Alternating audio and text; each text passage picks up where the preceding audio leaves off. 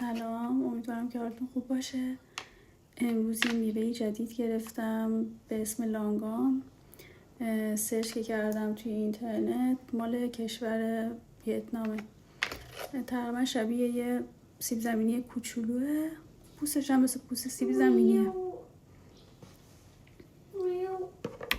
گفتم در کنار شما تستش کنم، ببینیم ازش چطوره.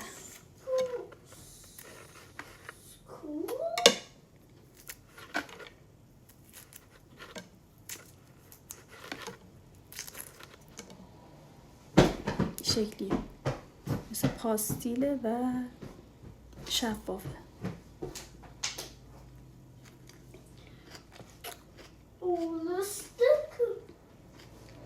ترد و شیرین و آبداره و یک هسته بینشه که شبیه هسته ازگیل میمونه. آره، شبیه هسته ازگیله و مزهش یه جورایی بین خربزه و نارگیله. فکر میکنم اینجور باشه.